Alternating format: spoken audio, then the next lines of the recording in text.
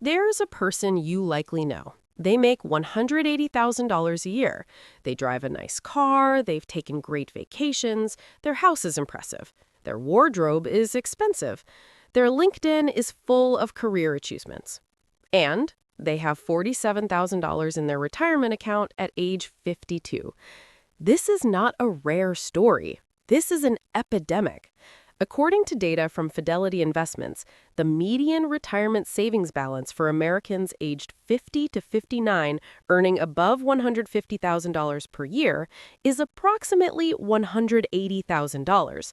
For reference, at a standard 4% withdrawal rate, $180,000 funds retirement for approximately 3 to 4 years. That's not retirement. That's a brief interruption. The highest earners in America are, statistically, among the least prepared for retirement, and the reason why is one of the most important things you will ever understand about personal finance. What I'm about to walk you through isn't intuitive. It actually runs counter to what most people assume about the relationship between income and financial security. Most people assume that higher income equals more financial safety. The data tells a very different story. This isn't a video designed to make high earners feel guilty. It's a video designed to explain a specific, documentable pattern so that you can recognize it in your own finances or in your trajectory before the window to fix it closes. The financial research term for what I'm describing is high income underaccumulation. The Millionaire Next Door research introduced the concept of UAWs, under accumulators of wealth, and found that UAWs are dramatically overrepresented among high-income professionals, doctors, lawyers, corporate executives, senior managers. The formula for identifying a UAW is this: multiply your age by your pre-tax annual income and divide by 10. That is your expected net worth if you've been behaving like a wealth builder. A 48-year-old earning $180,000 should have approximately $864,000 in net worth. If that person has $200,000, they are deeply underaccumulating, not because of bad luck or economic circumstance, but because of a specific behavioral pattern that predictably follows high income. What is that pattern? It has a name. Researchers call it consumption signaling. The rest of us call it looking successful. Reason number 1. The lifestyle trap hits hardest at high income. The higher your income, the higher the lifestyle standard you're expected to maintain, and the more expensive the lifestyle creep that follows every raise. This is not abstract. It is mechanical. When a middle-income earner gets a 10% raise, the social pressure to upgrade is moderate. Maybe a slightly nicer apartment, maybe a newer used car. The upgrade cost is bounded by the peer group's spending norms. When a high earner gets a 10% raise, the upgrade expectations are extreme. The peer group expects a larger house, a newer luxury vehicle, a more expensive vacation, private school consideration, better restaurants. Every social context in their life has a higher price tag, and social belonging at high income levels is maintained in part through matching that price tag. The result? Raises at high income levels get consumed faster and more completely than raises at middle income levels. The person earning $180,000 who gets to $200,000 often ends the year saving the same dollar amount they did before because the $20,000 increase went directly into lifestyle. Reason number 2. Delayed starting. Here is a pattern that appears repeatedly in the financial histories of high-earning underaccumulators. They started investing late, not because they couldn't afford to start earlier, but because high-income career tracks often involve years of education debt, a period of low income during training or early career, and a mentality that says, "I'll start investing seriously once I'm established." For physicians, this is well documented. The average doctor doesn't start earning a full attending salary until their early 30s, but they also often spent their 20s accumulating significant medical school debt.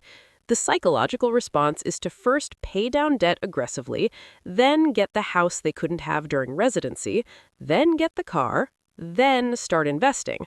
By the time "then" arrives, They're 38 with a heavy mortgage and a $60,000 retirement account. The same pattern appears in law, executive careers, and other high-income tracks with long runways.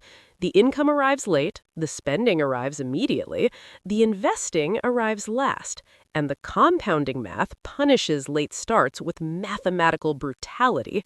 The fix? If you are currently in the establishment phase, building your career, acquiring your professional lifestyle, start investing now, even small amounts, even while carrying debt, even before you feel established. The compounding on early dollars cannot be replicated by large deposits later. Reason 3. The social replacement problem. Retirement for high earners involves a specific challenge that nobody prepares them for. Their entire identity, social structure, and sense of self-worth is often built around their professional status. When the income stops, the identity that income supported starts to disassemble. This creates a psychological need in the years approaching retirement to maintain the lifestyle signals that support the identity, even as the income that funded them is disappearing or about to disappear. The expensive car gets replaced one more time. The vacation gets taken. The home renovation gets done. The result? The decade before retirement, which should be the period of most aggressive wealth consolidation, becomes instead a period of status maintenance spending driven by anxiety about the approaching loss of professional identity. High earners who avoid this trap typically share one characteristic. They built a post-work identity before they needed it. Passions, community involvement, creative pursuits, relationship investment. The people who have something to retire to are far more able to reduce status spending in their final working years than the people who only have something to retire from. Reason number 4, the dependency cost. High-income individuals are disproportionately tapped by their extended families and social networks. The implicit expectation, sometimes explicit, is that the person who earns the most will contribute the most to family expenses, gifts, travel, support for relatives, and community financial requests. Research on family financial transfer dynamics consistently shows that high-income individuals, particularly first-generation high earners, transfer wealth downward and laterally in amounts that significantly impair their own wealth accumulation. The emotional cost of declining these requests, the guilt, the family tension, the identity implications of saying no when you can afford to say yes, makes maintaining these transfers feel obligatory, even when they're financially damaging. This is one of the most emotionally charged and least discussed financial challenges for high earners. It requires establishing explicit financial limits, having uncomfortable family conversations, and accepting the short-term relational friction that comes from prioritizing your own financial future. I still have time to catch up. Let's run the math. A 52-year-old with $180,000 saved who wants $1.5 million at 65 needs to save approximately $55,000 per year for 13 years at 8% returns. That's achievable at high income levels, but only if it starts now and every raise is captured instead of consumed. Every year of continuing the current pattern makes the catch-up number larger and the timelines shorter. You have time. You don't have time to waste more of it. My real estate or business assets will fund retirement. Maybe, but maybe is not a retirement plan. Illiquid assets require favorable market conditions at the exact time you need to liquidate them. Diversified investment accounts don't. Count on what's liquid and certain. Plan around illiquid assets as a bonus, not a strategy. The highest earners in the country are the least retirement ready. That statistic should disturb every high earner who hears it. But it should also clarify something. The problem isn't income. The problem is a behavioral pattern that is now, having been named and explained, within your control. The four mechanisms are lifestyle escalation that outpaces income growth, delayed starts compounded by lifestyle spending, identity maintenance spending in the final years, and family financial transfer obligations. Every one of these is addressable. Your action today.